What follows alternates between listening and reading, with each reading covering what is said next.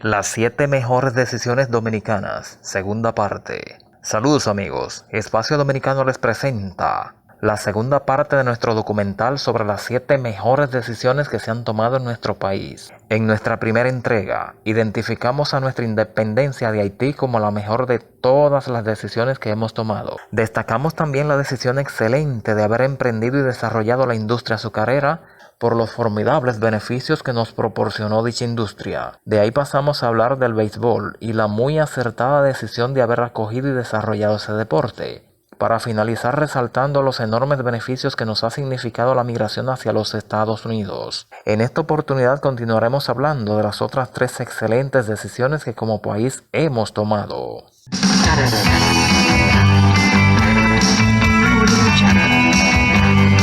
Desarrollar el turismo. Para continuar avanzando en nuestra lista de las mejores decisiones que se han tomado en nuestro país, procedemos a hablar del turismo. Y es que esta fue una actividad que empezó de manera muy tímida, pero que fue abriéndose paso y escalando en importancia hasta convertirse en la columna vertebral de nuestra economía. La historia del turismo empieza a escribirse desde la llegada de los españoles en 1492, pues estos son considerados los primeros turistas llegados a la isla, así como lo oyen, los conquistadores españoles. Y les gustó tanto la isla que decidieron apropiarse de ella. Tras los españoles continuaron llegando los ingleses, holandeses y franceses, quienes se dedicaron a explorar la isla. Más adelante, durante la era de Buenaventura Báez, llegaron aventureros norteamericanos, quienes se asentaron en la isla de Altobelo para explotar un importante yacimiento de guano que por entonces había en aquella isla. Sin embargo, el concepto de turismo no existía en aquellos tiempos, y hubo de esperar a mediados y finales del siglo XIX que el suizo César Ritz y el británico Thomas Cook establecieran los cimientos de lo que sería la futura industria mundial del turismo. En el caso nuestro, fue el dictador Rafael Leónidas Trujillo Molina, el pionero, quien en los años 40 dio instrucciones para fomentar el turismo y estableció los cimientos de lo que sería la futura y poderosa industria turística local, con la construcción de los primeros hoteles de lujo en la capital y otros puntos del país, así como hoteles de montaña en Constanza y la construcción del aeropuerto Las Américas, el malecón de Santo Domingo y lo que fue nuestra antigua línea bandera dominicana de aviación. Entre los primeros hoteles construidos en el país durante esa era figuran en Santo Domingo el Hotel Hispaniola, el Hotel Jaragua, que fue el primer hotel de lujo del país, el Hotel Embajador, el Hotel Agua y Luz, entre otros. En Santiago el Hotel Matún, en Barahona el Hotel Guarocuya, en San Cristóbal el Hotel San Cristóbal, en San Juan de la Maguana el Hotel Maguana, en Samaná el Hotel Callacoa, en la línea noroeste los hoteles Caoba y Marién, ubicados en Mao y Santiago Rodríguez respectivamente. En Jarabacoa y Constanza los hoteles Montaña y Suiza.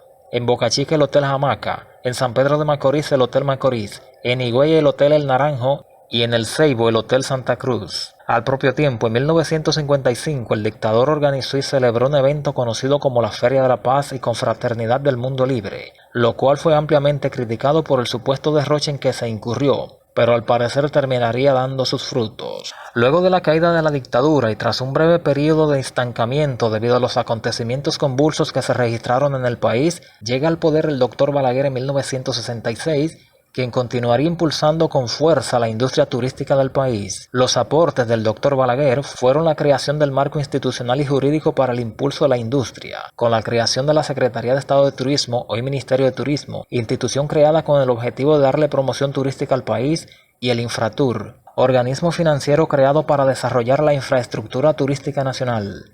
La creación de estas dos instituciones incentivaron la inversión extranjera en el país y permitieron que el turismo despegara con fuerza. Llegada la década de los 90, ya el país estaba sólidamente posicionado, recibiendo millones de turistas y siendo uno de los principales pilares de la economía. Entonces llega Leonel Fernández, durante cuya era se construyeron todas las infraestructuras viales para facilitar el desplazamiento de los turistas y la conexión entre los diferentes polos turísticos. Se construyeron nuevos aeropuertos, se fortalecieron los polos turísticos del área de Bávaro y Punta Cana con el establecimiento de grandes y modernas cadenas hoteleras en la zona. Además se emprendió el rescate y relanzamiento de Samaná y Puerto Plata, los cuales habían sido los principales polos turísticos del país pero que habían decaído, sobre todo Puerto Plata. El actual gobierno también está realizando grandes esfuerzos en promover el turismo y mantener la pujanza de ese sector, el cual se espera que para los próximos años solo se siga fortaleciendo. Desarrollar el turismo en nuestro país ha sido una inteligente y muy excelente decisión porque ha sido una columna económica que de manera oportuna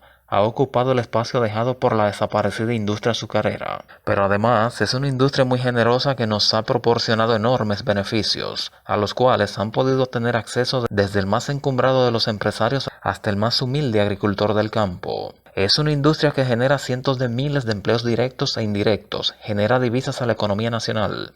Pero además el desarrollo de esta industria nos ha proporcionado reconocimiento y prestigio internacional, ha posibilitado la expansión de nuestra cultura y ha sido factor clave para el desarrollo y la modernización que exhibe hoy nuestro país.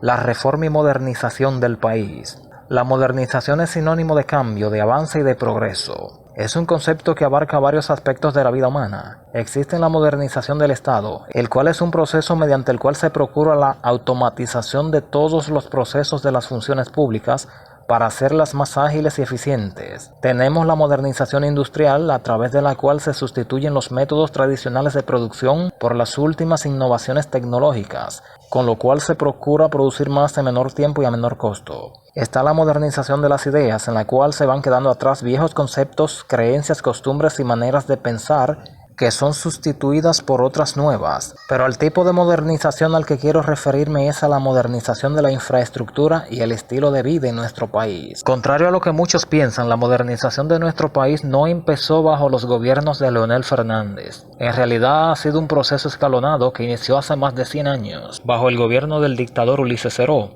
y en el cual han intervenido diferentes gobiernos, cada cual haciendo sus propios aportes, como detallaremos a continuación.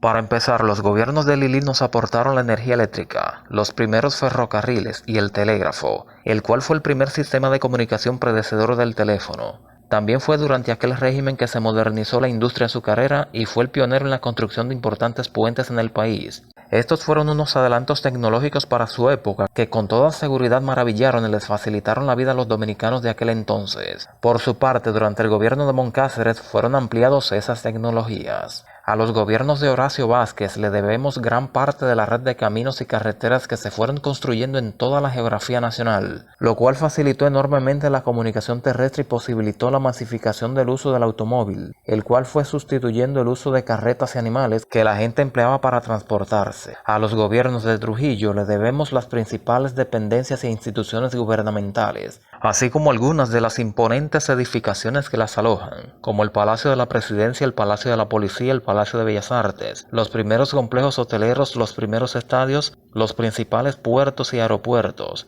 una compañía de aviación y numerosas industrias, hoy casi todas desaparecidas. A ese régimen le debemos además la organización del sistema monetario, la profesionalización, modernización y equipamiento de las Fuerzas Armadas y la policía, entre muchas otras cosas. A los gobiernos de Balaguer le debemos la urbanización de las ciudades, la construcción de grandes avenidas, complejos hospitalarios, modernos complejos habitacionales, escuelas, teatros, complejos deportivos y las principales represas del país. Por su parte, a los gobiernos de Leonel, ahora sí, le debemos la introducción del país a la era digital, con la introducción y masificación de las computadoras y el Internet, la modernización y reforma de todas las dependencias del Estado, el reconocimiento internacional del país, la ampliación y construcción de nuevas vías de comunicación y la modernización del transporte, todo lo cual ha contribuido con el gran auge que ha tenido el turismo.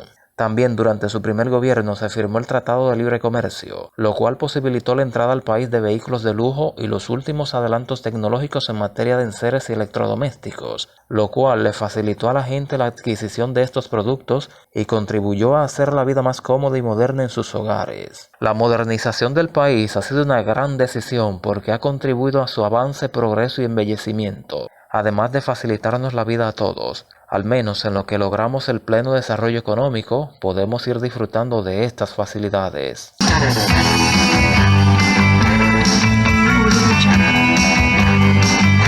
La creación de géneros musicales. Entre los géneros musicales que han sido creados en el país destacan el merengue, la bachata y ahora el dembow. que aunque es un género musical que no es del agrado de todo el mundo, hay que destacarlo y reconocerlo porque ha logrado calar en el gusto popular e incluso posicionarse a nivel internacional. Pero vamos a contarles un poco de historia. La primera música popular desarrollada en nuestro país fue el merengue, el cual tuvo unos orígenes rurales y muy humildes, ya que se originó en los campos del Cibao cuando se conformaron tríos que se dedicaron a amenizarlo, acompañados de güira, tambora y acordeón. Por esta razón, en sus inicios fue un género menospreciado por las élites del país, ya que estas personas preferían escuchar boleros, jazz y corridos mexicanos, mientras consideraban al merengue como bajo y vulgar o música de campesinos. La historia señala que por allá por el 1875 el merengue era un ritmo que empezaba a ganar auge entre la población y que el presidente de entonces, Francisco Ulises Espaillat,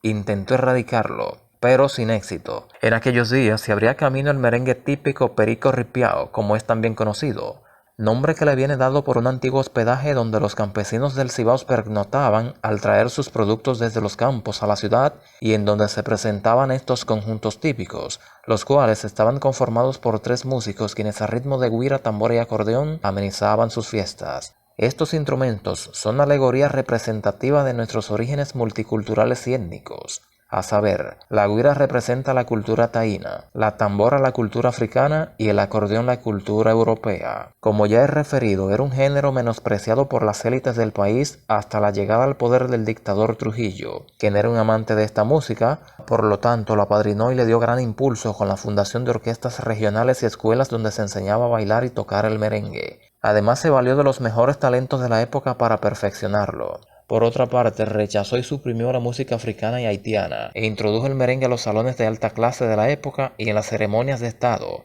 así como también lo utilizó para promocionar a su propia persona. Pero el género terminó siendo aceptado no solo por la imposición del dictador, sino también porque fue evolucionando, incorporando nuevos estilos, mejorando sus letras e incluso terminó dividido en 2 ramas. La rama típica tradicional que se quedó con su base rítmica a la vieja usanza, de güira, tambora y acordeón, y dio lugar al surgimiento de grandes figuras como Tatico Enrique, El Ciego de Nagua, Fefita la Grande, entre otros. Esta versión del ritmo, con ligeras actualizaciones y nuevos exponentes, se mantiene vigente hasta nuestros días y sigue ganando popularidad. En tanto que la otra rama, la del merengue lírico de orquesta y salón, a pesar de haber alcanzado enorme popularidad, de haberse internacionalizado, de contar con grandes y muy talentosos exponentes, tener en su haber una época de oro y ser declarado Patrimonio Inmaterial de la Humanidad por la UNESCO, paradójica y tristemente no ha corrido con la misma suerte del merengue típico y ha registrado un pronunciado declive en las últimas décadas, víctima quizás de su propio éxito, sus innumerables variaciones y modificaciones, la escasez de talento fresco, lo caro de su producción, la aparente incapacidad de ajustarse a las nuevas tendencias digitales de la época actual y la embestida de los ritmos urbanos, habrían sido factores que han contribuido al inmerecido declive de tan excelente ritmo. Pero bueno, tenemos como género de consolación a la bachata, que surgió a mediados de la década de los 60 y al igual que el merengue en sus inicios, fue un ritmo marginado y despreciado por sus letras de doble sentido y haberse originado en los bajos mundos de las cantinas y cabarets de los barrios marginados de la época, pero que con el pasar del tiempo, con la mejoría de sus letras, la modernización de su estructura rítmica y el auge de nuevos talentos, logró ser aceptado y calar en el gusto popular a todos los niveles, hasta alcanzar su internacionalización de la mano primero del Grupo Aventura y luego de Romeo Santos en solitario.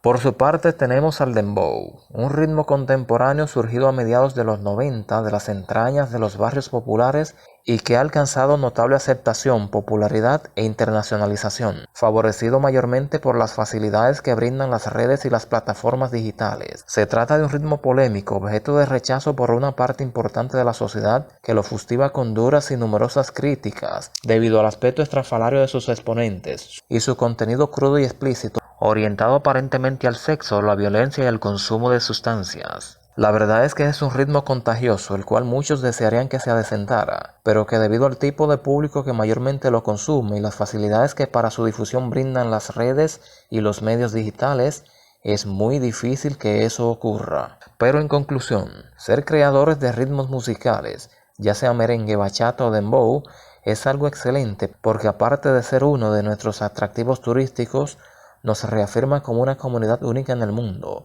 con una cultura e identidad sólida y propia. Además, la música es hasta ahora nuestra principal credencial creativa ante el mundo. Y bien amigos, aquí finalizamos este documental. Déjenme su opinión en los comentarios sobre el tema. Y no se olviden suscribirse, dejar su like y activar la campanita de notificaciones para mantenerse al tanto de mis actualizaciones. Pásenla bien y hasta la próxima.